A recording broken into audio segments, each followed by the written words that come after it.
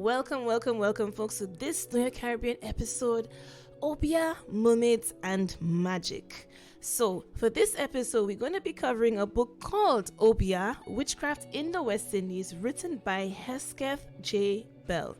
I've done no research on the man, but I'm assuming he's an Englishman, maybe American, but he was based in Grenada in the 1890s. I'm not too sure why he was there, and to me, it's not really that important why he was there. But the irony of a lot of these writings by white men and women, when they're documenting things and saying things about black people in degrading ways, or the Negroes do this, the N-words do that, or in this instance, he calls them kwashi, which I'll get into that history in a moment. And he's speaking about it like, oh, they're doing this foolishness and this is craziness and this kind of madness and how they're so silly and whatever. But in their efforts to degrade the legacy of black people, all they are doing is cementing our history, our culture. Because when you go through this book, even though you had to navigate around his very belittling language, all he's doing is talking about things like Calenda, he's talking about Mama Glow, he's talking about different aspects of Obeah, he's talking about the Sukuya, and all of these things are aspects of our culture that millions of Caribbean people engage with. So all it's saying is that, oh, this is what our ancestors did. Okay, so we just continue the legacy. So as much as they tried, they failed, because we're still here and we're still doing it. And when I read these books, it doesn't hurt me, it gives me joy, actually, because I'm like, yes, I am seeing myself in these books, but I've just kind of put on like a pair of glasses that just filters out the bullshits, right, in terms of how they talk, and I'm just seeing the magic of ourselves. So work with me, folks, as we get into this book, Obeah, Witchcraft in the West Indies. Okay, so I'm gonna set the scene. He has gone for a horse ride on his pony, I guess, to go and check out the scenery or whatever and take his mind off of stuff.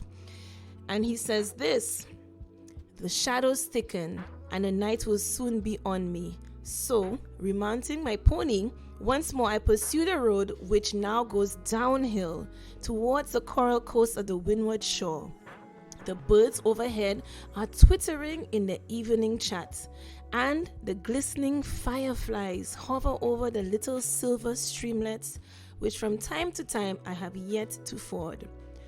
A quick question: y'all don't find fireflies are dying out back home? I find I'm seeing them less and less. As a child growing up, I used to see fireflies all over the place, and it's only in certain areas I see them. Let me know what y'all think. A glorious full moon now sheds its cool, weird beams over the scene and replaces the faded rays of the setting sun. The pure white light soon reigns supreme, and the shadows cast by the feathery bamboos skirting the road seem almost as dark as those made by the midday sun. Everything is still and quiet. Not a house nor a hut for miles around. The weird cry of the owl is heard echoing through the virgin forest on either side of the path, and the cling-cling of the blacksmith frog joins the mournful croak of the toad in his swampy home. Suddenly, a curious sound strikes my ear. My pony hears it too, and pricks his ears forward as if in apprehension of something uncanny. Gradually, the sound grows louder and louder, louder and nearer, and I have to calm my restive nag, which snorts and now then makes a frightened little shy. I soon recognize the sound of human voices, and presently, on turning a corner, come in view of a curious procession. Reining my pony, I stand in the gutter to allow the people to pass. First came 4 or 5 stalwart Negroes carrying pink, red, and white flags, followed by a group of old women dressed up in red cotton frocks with veils of the same material covering their heads and topped with a chaplet, a C-H-A-P-L-E-T, I'll say chaplet, and topped with a chaplet of some green feathering creeping plant which grows in profusion in the high woods. Then came more elderly females, some clad in blue cotton, all dancing frantically to the sound of the most barbarous music which followed them. So you see, this is what I'm talking about in moments like this, when he's like the most barbarous music. I am like, yo, it was lit.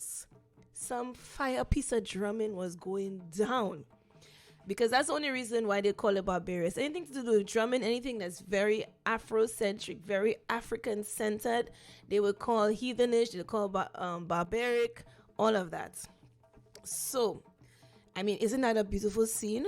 To see, like, people carrying pink, red, and white flags. I wonder what those colors mean. To see the women dressed in red cotton frocks with veils. So, red dresses with red veils. And then to also have some kind of vine wrapped around the top. I mean, that sounds beautiful already. And then to have some in blue. And they're all dancing to this music. 3 or 4 men carried in their hands large empty gourds, covered over with a loose network of small porcelain shirt buttons, which they kept continually shaking, thus making a loud rustling sound. So it's like a shack. Gotcha.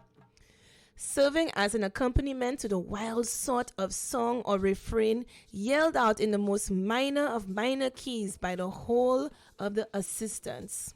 The rear was brought up by an indiscriminate gathering of Negroes, all dancing away furiously, all decked with sprays of the same green creeper. I wonder what vine that was. Questioning one of these followers, I learned that the procession was on its way to the Grand Etang, which is a huge lake in Grenada, the supposed home of a mama glow, or siren, whom they were going to propitiate by sundry sacrifices of goats and fowls in order to obtain her for a few showers of rain, which was sadly needed for the young corn just planted. Most of these people were old Africans, although nominally Christians and perhaps communicants, still clung to the old superstition of the land of their birth, and now withstanding the lessons taught them for the last 50 years by priests and parsons of all denominations, evidently repose more trust in the power of their old Congo divinities than in the god of the Bakara, or white people. So yes, Bakara is something you see a lot, that they call them that across like the whole Caribbean, Bakara, and also in the southern US, in the Carolinas as well. They believe that the little mountain lake, as well as some of the mineral springs found in the island, are the haunts of the mermaid, or as they call her in Creole patois, Mother of Water. Mother of Water, I don't know how that's Creole patois, that just sounds like normal English, but okay. In whose power it is to grant them welcome showers of rain in season, or, if offended, will withhold these bounties, and unless propitiated, ruin the prospects of a good crop of corn or other produce in which they depend. Arrived at the Grand Etang, the old women of the procession would commence an endless prayer or incantation addressed to the Mama Glow, accompanied no doubt by the sacrifice of a black goat and some white fowls. And the siren, once considered satisfied, the ceremony would conclude by an African dance to the inspiriting sound of the tom-tom, or drum, lasting till daylight, when they all would peaceably return to their avocations and would most likely be seen next Sunday hurrying to their church, dressed out in their best toggery. I mean, that's something you found a lot, in terms of how our ancestors still, and I think, you know what, we still do that. Like, we still believe in certain things. People may call them superstitions or whatever, but we still believe in certain things and still also believe in mostly the Christian church and would go to church and all of that. So a lot of what he's saying there is things that we still do as well. Maybe not so much. For most of us, do not go and do ceremonies to Mama Glow, but we do have a few of the things that we still hold on to. It's a few of the beliefs, like things like Laja Bless or the Sukuya or other folklore spirits within our cultures, in our respective cultures, right? So he goes on to say this. Rhea, the goddess of dance, I was like, who's Rhea? So I checked, that's the Greek goddess of dance, has no more enthusiastic votarieties than the Negroes. Dancing with them seems as natural as walking or eating. Damn right, don't know. That is very, very true. And it's so amazing to see that how people say, like, black people just are just great at dancing, and even back then it was recognized. So even when he's trying to say it in a way that's like, oh, that's all they do is just dance, it's like, yeah, actually we're amazing. So yes, dancing with them seems as natural as walking or eating, and not one can resist the sound of anything approaching to music without breaking out into a fantastic pas seul. That's French, I'm not too sure what that means, but I think I can get the gist of what he's saying. Dancing is one of the most ancient of the arts and might almost be called a passion amongst the uncivilized races. So you see what I'm saying about the language? But it don't touch me, don't face me, because I know what he means by the uncivilized races, which is black and brown people. And yes, it is a passion of ours. It's joyful. It is what we do to survive. Dance is integral in our culture. Unseasoned people may not just get that. Anyways, so he says, joy or sorrow, birth or death, defeat or victory, all form pretexts with Africans for a dance of some sort. And many of these fantastic measures were introduced to the West Indies by the enslaved, he said slaves, but I'm changing it, by the enslaved imported from Africa. Notwithstanding the progress made by many of them in manners and education, their old African dances die hard, and in their opinion are but inadequately replaced by the more civilized quadrille parties taken up by the upper class of the Negroes. Music hath charms to soothe the savage beast, it is generally believed. But certainly the breasts of these blacks can hardly be savage to be soothed by the music in which they delight. So basically he's saying music can soothe the most savage of beasts, right? But the music that black people in the Caribbean listen to is doing quite the opposite. That's basically what he's saying. Once the daily task is done and an evening meal of salt fish and plantain disposed of, the music-loving Negro brings out his tom-tom, sits in front of his little hut, and right through the small hours of the night with the monotonous thump-thump of that untiring performer resound over hill and dale. I have seen this countless times in so many books of people who have recorded life on plantations. Now, this is post-emancipation. This is 60 years after emancipation. And during the period of enslavement and after, but one of the things that they observe is like, yo, black people don't get tired. Like, they just never get tired. They just dancing whole night. The drummer never stopped. They'd be pouring down, quote unquote, copious streams of sweat, but they would not stop. I've seen that in Barbados. I've seen that in Suriname. I've seen it in Cuba. I've seen it in Martinique, and now here in Grenada. It is a common thread that I saw in terms of what our ancestors were doing, and like drumming, dance, integral to their, in my opinion, survival. So he goes on to say this: notwithstanding what all planters will say, it must be acknowledged that there is something very pleasing in the sound of the tom-tom beaten about half a mile off. Oh, interesting. When everything else is still and quiet, and the sound of the rippling river close by mingles with the hum of countless insects, the thump-thump of the tom-tom, mellowed by distance, seems to furnish a fit accompaniment to the music of nature and lulls one to sleep in a charming manner. But alas, for the unfortunate being whose nearest neighbor is a performer of the drum, loud and deep are the curses called down upon that persevering Negro's head as the small hours of the night find the weary planter tossing relentlessly in his sleepless couch, forced to listen to the untiring efforts of his musical neighbor. I love this. I love this for so many reasons. Number one is the fact that in many of the slave codes, the laws that were created like since the 1600s and kept being revised and things added was the banning of the drum. And we've spoken about this quite a lot on Know Your Caribbean in terms of how the banning of the drum has led to the creation of many things like steel pan, has led to things like being the catalyst for emancipation for enslaved people in Martinique, because an enslaved man called Romain was playing his drum. He was punished. It ended up being the catalyst to this huge revolt and put pressure on the French government to emancipate the enslaved people. Then the banning of the drum just led to the developments of all different kinds of other percussion and music across the Caribbean, also in Cuba. So knowing that enslaved people were punished for playing the drum, some of them were punished very brutally, or the quarters of enslaved people would be raided and their drums would be burned, or any musical instruments would be burned.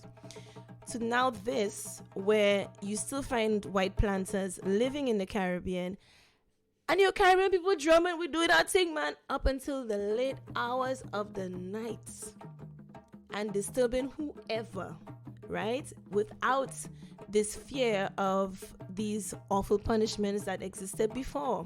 I personally find that this little passage here of this neighbor who's drumming through the night, these are things that resistance. These are things that saying, I am here and I'm not going nowhere and I'm going to be loud and proud into the late hours of the night doing this.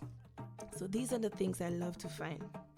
So before I continue on with this chapter, how about we take a nice musical break with some Calenda music from Trinidad and Tobago.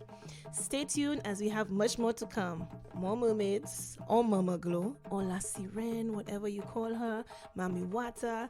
We also have Obeah and Rainmakers. What does that mean? Stay tuned for the next portion of the episode.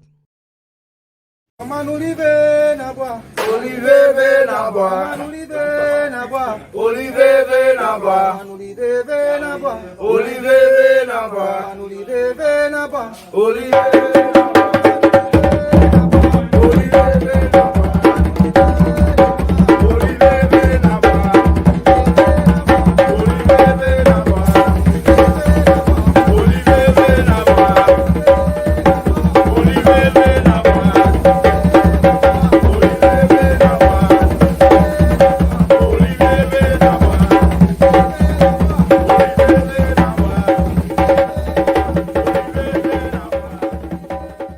Welcome back, folks, to this second part of the episode, Obeah, Mermaids, and Magic. So before we continue, one of the things you'll notice in this book is that he refers to black people as kwashi. What is that? Now, I've heard lots of older Caribbean people use the term kwashi to more or less describe people who are acting quote-unquote ghetto. If someone is too loud or too brash in their opinion, or if they litter a lot, they'll say, oh, kwashi, right?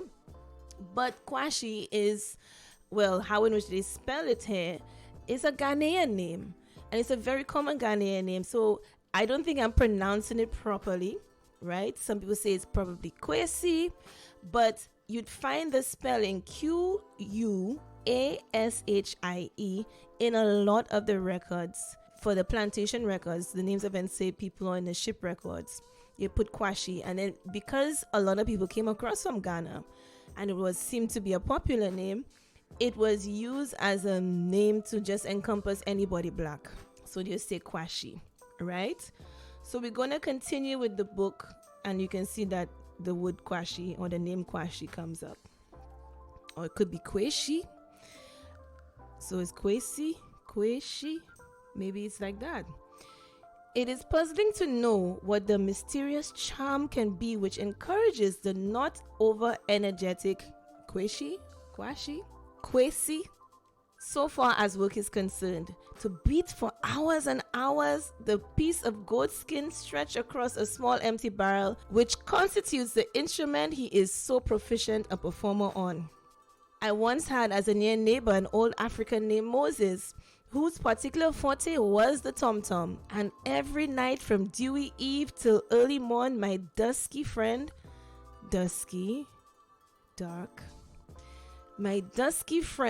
wake the hours of the night with his doleful performance. Often and often I would expostulate him and beg him to let me into the secret of the charm lying in a tom-tom.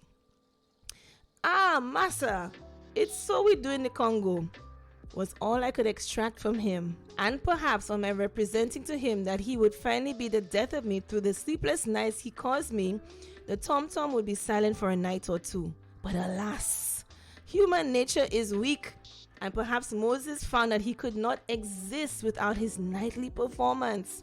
And as I would be settling off comfortably on my left side for a good snooze till morning, that woeful thump once more would wake the echoes of the valley, and sleep could not be coaxed back for many a long hour. Finally, Moses died.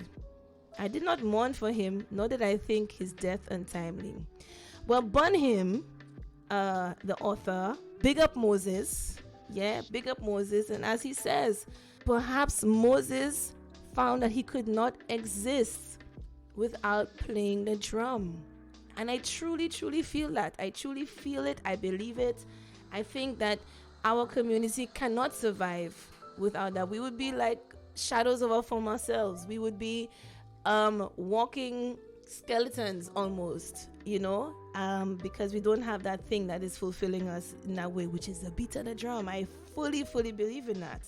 So he goes on to say this: in former years, when African enslaved were being imported to these islands, the Negroes used to indulge in a variety of dances, some of which were unfortunately so indecent and voluptuous.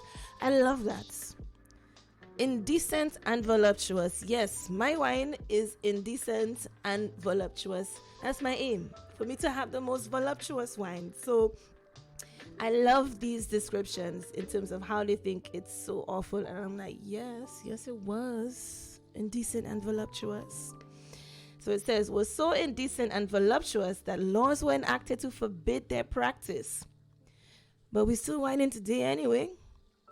The government of these colonies repressed these dances, no doubt as much on account of the danger consequent on gathering together of so many enslaved in one place, as for the moral damage it did for the Negroes.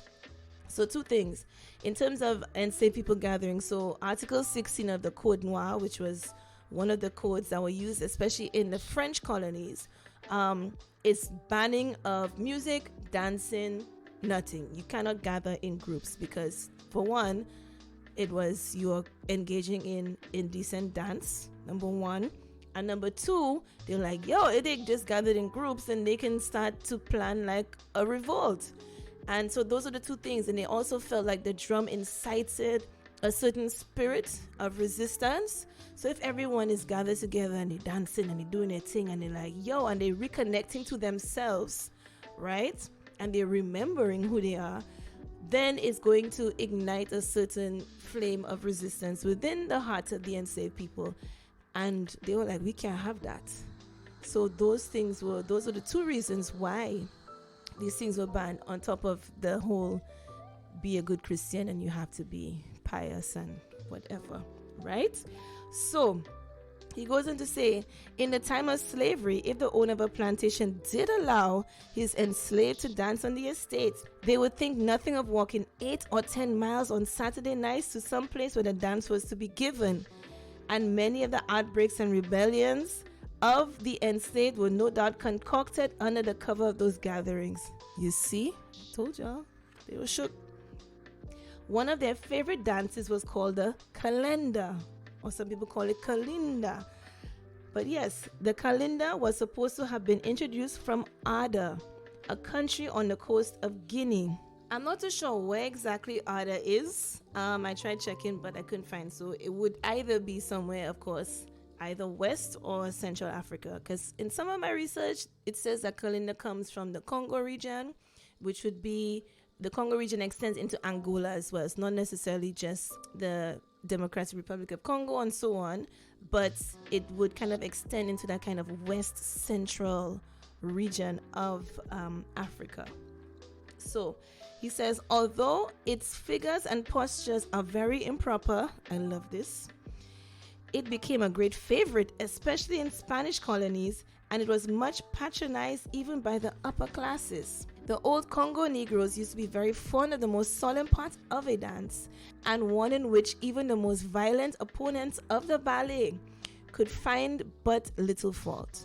The performers, men and women, stood round in a ring, just lifted one foot from the ground, bringing it down again with a stamp in a sort of cadence, continually bowing to each other, and muttering some refrain started by one of them.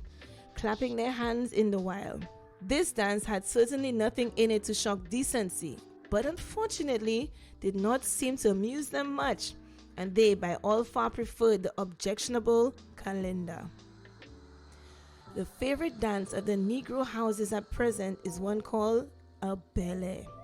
Well, you can find Bele in all kinds of places. You can find it in Trinidad and Tobago, you can find it in Martinique, Guadeloupe, St. Lucia, Dominica, you can find it in Grenada, you can find it in St. Vincent. Tell me if you can find it in your country as well. But it is a very, very popular dance, and it's so beautiful to see that it existed so long ago as well. The music for it is furnished by 2 drums, fashioned out pieces of the trunks of trees hollowed out in different depths, or small empty barrels.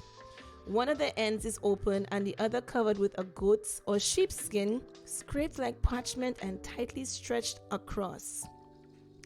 The largest is generally 3 or 4 feet in length with a diameter of 15 or 16 inches.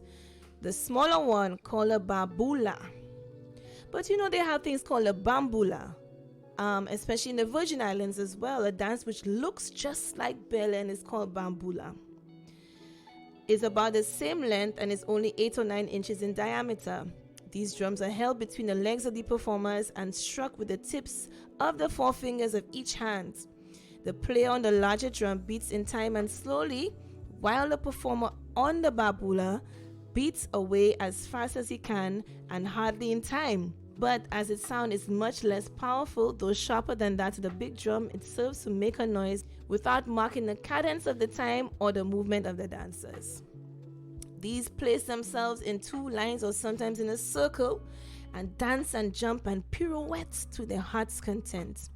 This is beautiful, man. I love finding these moments of joy.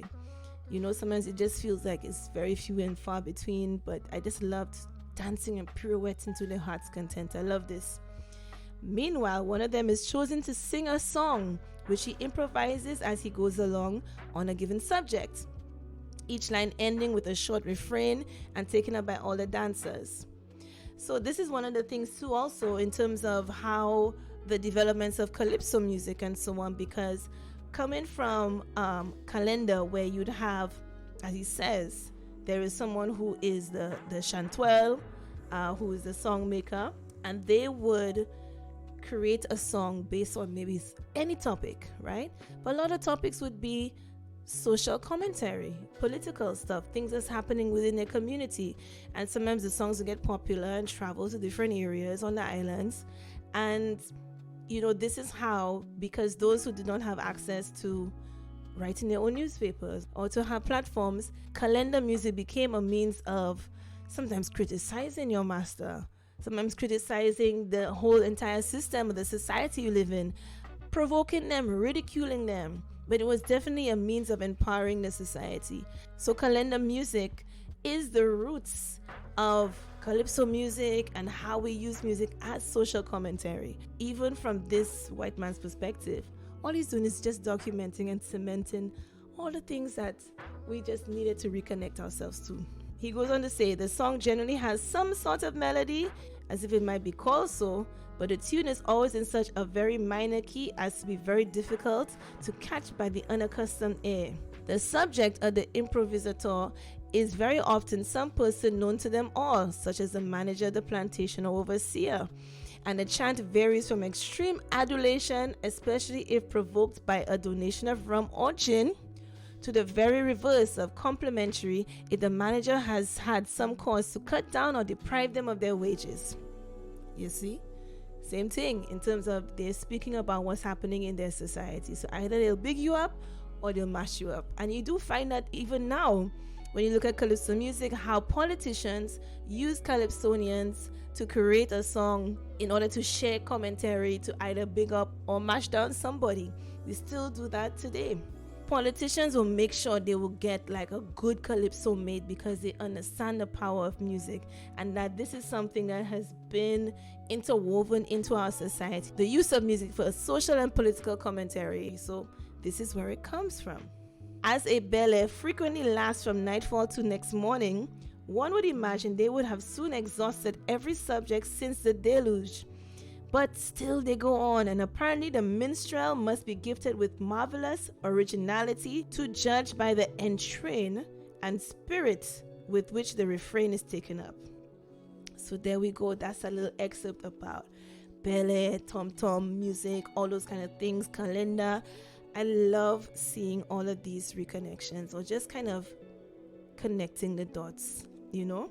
We're going to have a brief musical break, folks, before we come back to our final section of the podcast. And how about some Bele music? Dimilo, mimilo, dimilo, mimilo, dimilo, mimilo. La chepa la magasa tisho. Dimilo, mimilo, dimilo, mimilo, dimilo, mimilo. La chepa la magasa tisho. Dimilo, mimilo, dimilo, mimilo, dimilo, mimilo. La chepa la magasa tisho. Tout moun ka pale di sa, c'était l'année de Fenilo. Il perdit l'argent et femme. Yo soufflé sur le plancher, ou maillé ou divorcé, ou quitter femme ou d'embois, dans la ville chercher la vie, ou manger trouver la mort.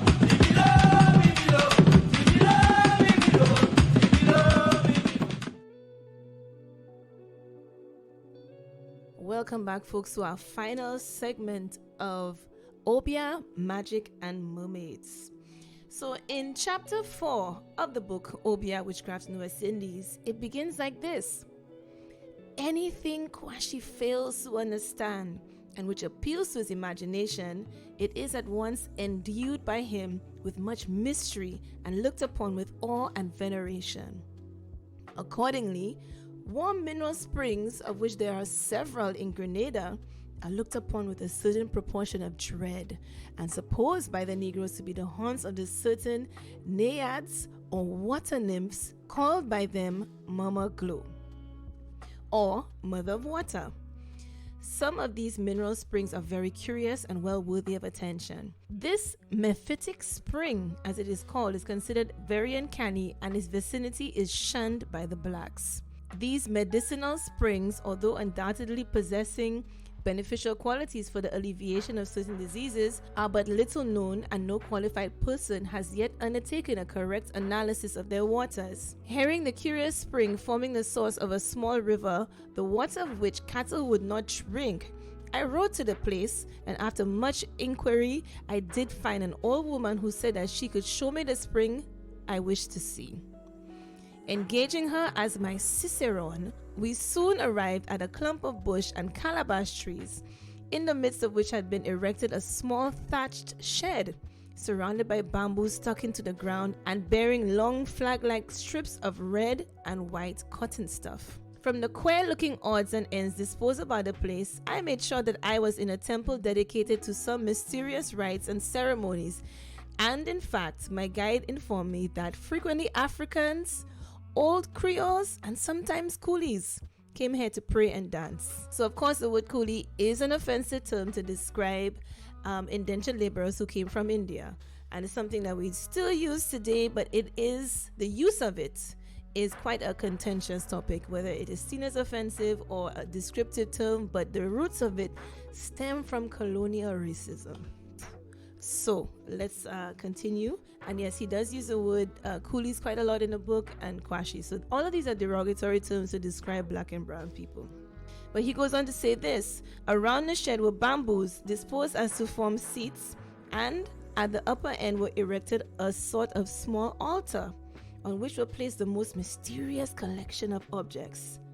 A broken cutlass was stuck into the ground between a thick tumbler and an empty oil bottle, while in front of it were two earthenware native-made jugs, one filled with flowers, the other with cola nuts, and next to this, presenting a striking incongruity, was erected a rough wooden cross, looking anything but at home in that outlandish company. Now, I find this quite interesting because you can see that there are offerings which sound really beautiful. So it's like a bottle of oil, cola nuts, and flowers. These things I find very beautiful. And then, sometimes when you go to Christian churches, On the altars in the front, they'll have things like candles, flowers, there's wine and bread, in the same way you'd find in a lot of voodoo ceremonies. They'll have rum, or sometimes beer rum as well to clean your hands, or Florida water, flowers, sweets, cigars, chocolates, popcorn. So, when we're looking at all of these things in terms of our African spirituality, quote unquote demonic and heathenish it is, I see so much beauty, like flowers, cola nuts, some oil. But let's go on. The most remarkable object, however, was at the other end of the shed and was a low mound of hard, gravelly clay, bearing on its surface a thick incrustation of salt and siliceous matter. In the center of the mound was a round hole nearly 2 feet in diameter and about 4 feet deep, half filled with clear water which bubbled up in a gurgling noise at intervals at about half a minute. Taking a bamboo about 8 feet long, I was able to thrust its whole length down through the sandy bottom of the spring. On withdrawing the stick, the water bubbled up 2 or 3 inches higher than its previous level. On examining the water, I found it saline, acidus, and very disagreeable to the taste, like brackish seawater with a strong smell and flavor of iron. Around the orifice of the spring were disposed bunches of oleander flowers and small heaps of cola nuts, evidently votive offerings laid there to propitiate some presiding spirit. Small banks containing a most heterogeneous lot of articles, rusty nails, feathers, and fish bones, and such like quote-unquote obeah was suspended on the branches of bushes all around.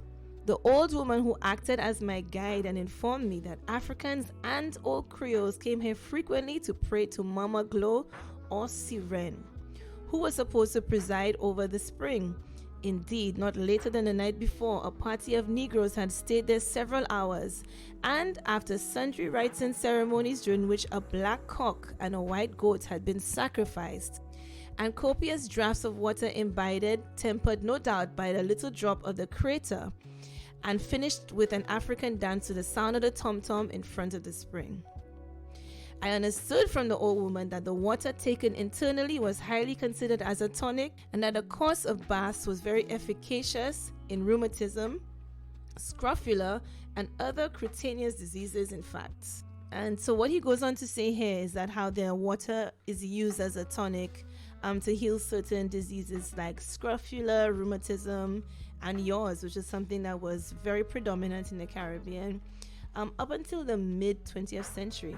So we're going to move on to our final story, which is about rainmakers.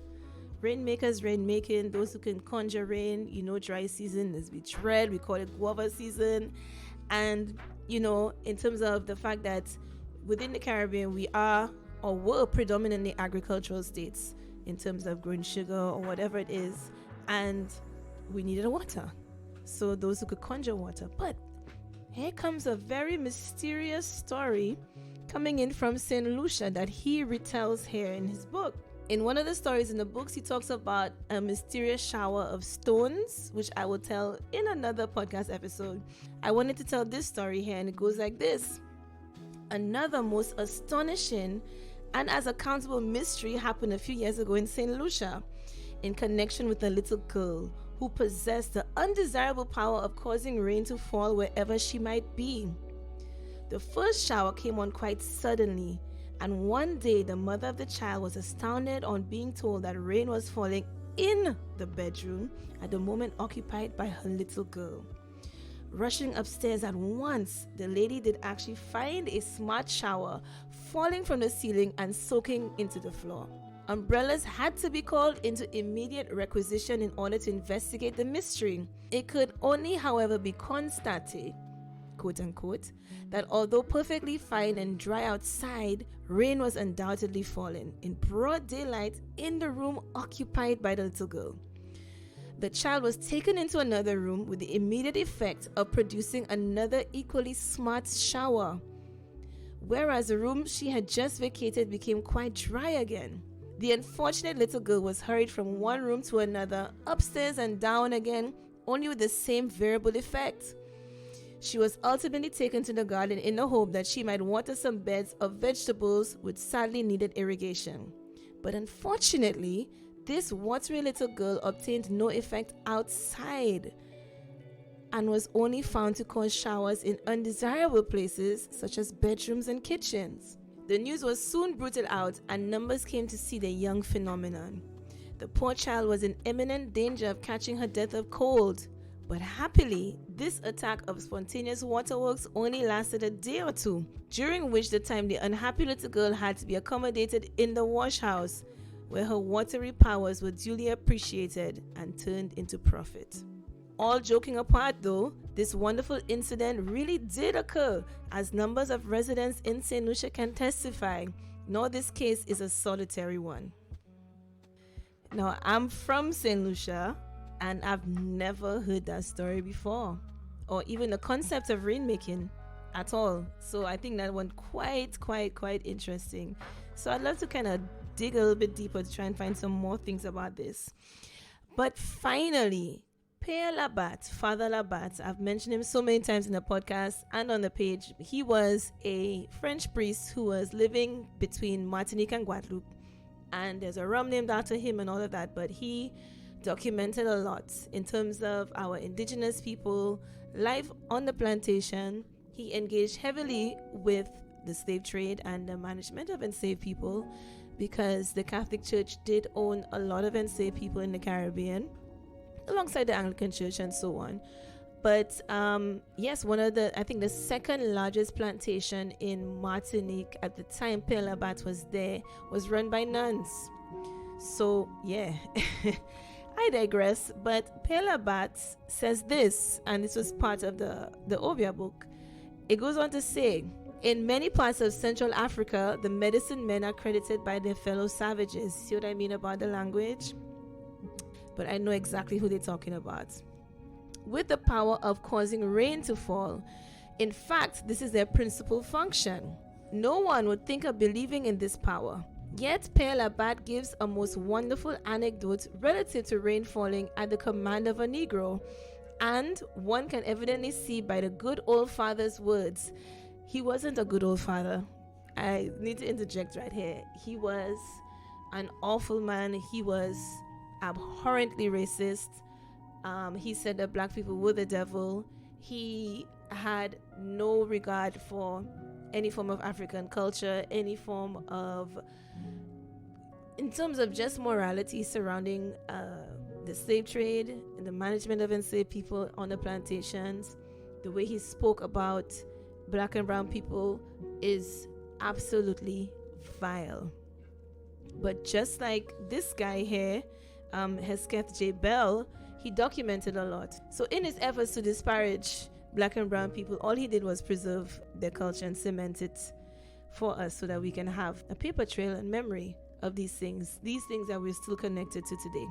So he's only helped to just connect the dots even further. So thank you, Père Labat, even though that was not your intention. So it says, one can evidently see by the good old father's words that he more than half believed in the truth of the anecdote. He relates how once in Dominica or Martinique, the island was suffering from a protracted drought, and the convent garden was especially dry and unproductive. The good fathers were in despair, and seeing their crops of vegetables and herbs withering away, and daily prayers for rain were offered up. One especially dry morning, Père Labat was astounded by the proposal of a young black enslaved person, not just slave like was written in the book, who offered to cause the rain to fall in a very short time. The more the father laughed at his pretensions, the more the enslaved boy persisted in his assertions of being able to produce rain at will. There not being a cloud in the sky and not the faintest sign of rain, Père Labat gave him full permission to try all he knew. The boy thereupon began to mutter a long African spell, and the worthy father most solemnly avers that in less than an hour, a small cloud appeared, and as it passed over the convent, the garden received a fine drenching shower. The rain, he goes on to say, fell nowhere else. And the pious Dominican hastens to say how he reproved the boy for his evident intercourse with the devil, and there and then exorcised the evil spirit in which the boy was possessed. Isn't that the biggest piece of ungrateful bullshit you've ever heard? Like, you want the rain or not, so you're praying to your God and it's not happening, and he prays to his God and it's instantly the devil. So anything that's not white Jesus is the devil. Okay? And so he would have beaten the boy and performed an exorcism on him in response to the rain being able to fall on his garden. It's a lot, it's a lot, I tell you. So folks, this is the closing of this episode. There is so much more to this book in terms of connecting to some of our spiritual beliefs and things that we used to do that we still do today. It's an interesting read is what I'll say, but I hope you enjoyed this podcast episode as we reconnect the dots they tried to erase away, but they did not win. And big up everyone out there who is indulging in the indecency in the voluptuous wine. I will see you next time. Thank you for listening. Est-ce que vous en valez? Non, non, non. Vous faites curage? Non, non, non. Vous dites bonjour, monsieur? Non, non, non. Cadeau bonsoir, madame? Non, non, non. Hop, pas besoin valer. Hop, on va dormir tête en bas. Pas besoin valer. On va manger charbon. Mais sous ces bêtes, c'est vite. Pas besoin valer. Les ébites, c'est moi-même. Mais sous ces bêtes, c'est vite. Pas besoin valer. Les ébites, c'est moi-même. Hop, on va dormir tête en bas. On va manger charbon. Et tous ces bêtes, c'est vite. Les ébites, c'est moi-même. Mon mêlé m'embarrassé. Mon très fin, mon pavoas. Tant pas ni le coq des champs. Même en pointe, le coq qui chante, le coq qui danse. Ça qui belle, ça qui vieillit. Ça qui fort, ça qui affaiblit. Si tout tourne bambou moins bon, et en tambour, on a l'aise, en haleine. Hop, hop, hop, t'as dormi tête en bas, t'as mangé charbon, même tous ces bêtes et bites, les bites c'est moi-même, même tous ces bêtes et bites, les bites c'est moi-même. Yo ba faire un coup de trompette, ou qu'à dire clarinette, en cas défier la baïonnette, et bon courage, bon courage. Si m'en fait, si moi choué moi, même en bateau dernier sang, les rôles dans séance y est fait, mais l'autre là ouvert pour si au gars, dit brille en l'air, hop, hop, qu'a dormi tête en bas, qu'a mangé charbon, et tous ces bêtes et bites. Les débités moi-même. Même tous les bêtes et vite. Les débités moi-même. Et c'est pas d'autre qui compère ma carte qui dit les finis pas faites pour monter main. Mais c'est pas d'autre qui monsieur monarque qui dit mal c'était pas qu'à finir bien. La caille monsieur Polydor yo dit colibri cassé qu'on arrive. Avant de gronder ta femme Monica son de ta petite maîtresse. Si nègre ni malédiction, milat la pas ni bon bénédiction. Ils ont café va et bien, mais pas chercher moi, dis donc, radio, moi, monsieur King Kong, moi, habillé en noir, manqué défendre comme moi, malgré ses ponts coq la filée, manqué croiser Volga, manqué piger citron, manqué croiser Trinel, pour moi, masqué pété tout well, c'est pas moi qui finis, Titine qui voyait moi, en finalo, moi, ou, en finalo, en finalo, Dio m'en prend, en finalo, mi ou, en finalo, Dio m'en prend, en finalo, baby wababa, oh, baby wababa, baby wababa, oh, baby wababa, baby wababa, oh, baby wababa, baby wababa, oh, baby wababa, oh, baby wababa, baby baba, oh, baby wababa, baby wababa, oh, baby wababa, baby wababa, oh, baby wababa, baby wababa, oh, baby wababa, baby wababa, oh, baby wababa, baby wababa, oh, baby wababa.